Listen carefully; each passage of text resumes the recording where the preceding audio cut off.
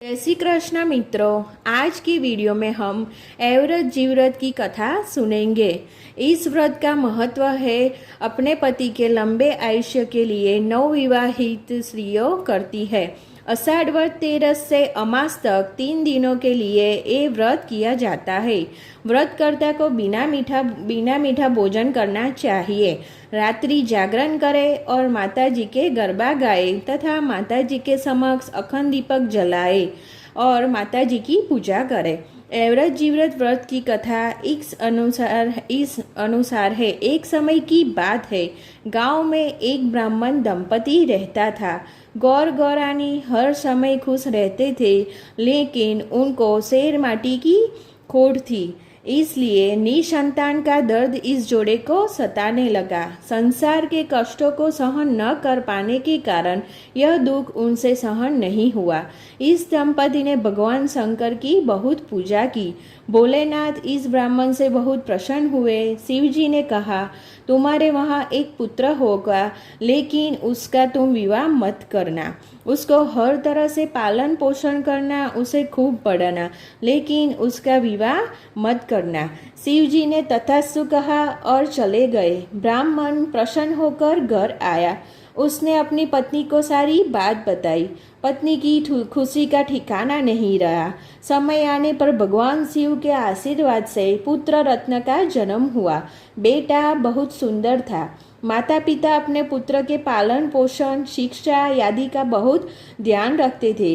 कौन चाहेगा कि ऐसा बेटा कुंवारा हो। ब्राह्मण ने शिवजी द्वारा दी गई शर्त तोड़ दी। इस ब्राह्मण ने अपने स्वार्थ के लिए भगवान शंकर को धोखा दिया। बेटा दुल्हन को लेकर घर आ रहा था। अचानक आसमान में तूफान आ गया। बादल गरजे और बिजली चमकी।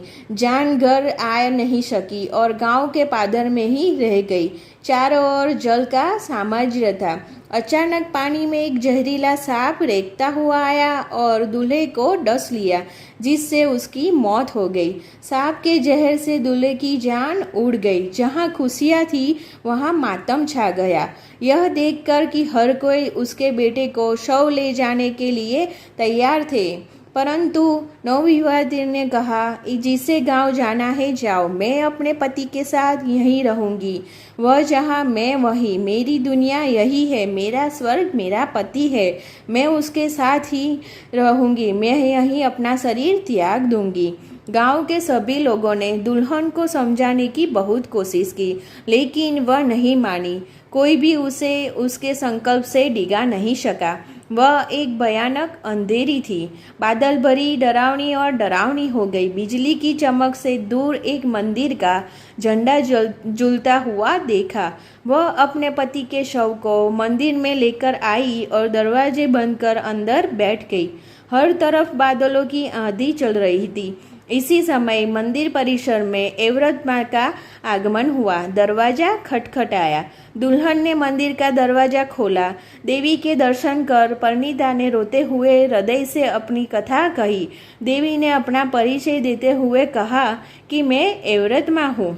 एवव्रत व्रत विवाहित महिलाओं के लिए है। वैसे तो हर व्रत सुख शांति और अखंड सौभाग्य के लिए होता है, लेकिन पति की लंबी उम्र के लिए व्रत सर्वोत्तम है। आपको आषाढ़ व्रत अमास के दिन ही व्रत या उपवास करके आद्यशक्ति एवव्रत माँ की पूजा करनी चाहिए। रात्रि को जागरण करके अखंड दीपक जलाकर कथा कीर्तन करना चाहिए। नवविवाहित ने 2 वर्ष तक व्रत रखने का संकल्प लिया।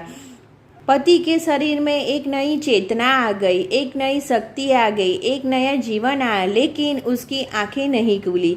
एवव्रत माँ के जाने के बाद जीवव्रत माँ ने मंदिर में प्रवेश किया।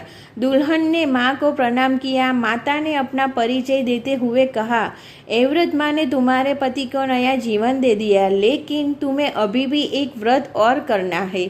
यह जीवव्रत व्रत है।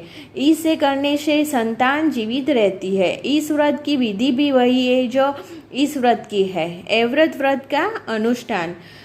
दुल्हन ने सिर झुकाकर कहा, हे जगदम्बा, मैं आपकी मन्नत मांगूंगी। और उसका पति आलस्य कर बैठा हुआ। पति पत्नी घर आए। परिवार ने दूल्हे को उसके पति की पति समर्पण के लिए बधाई दी। सभी ने शुभ आशीर्वाद दिया।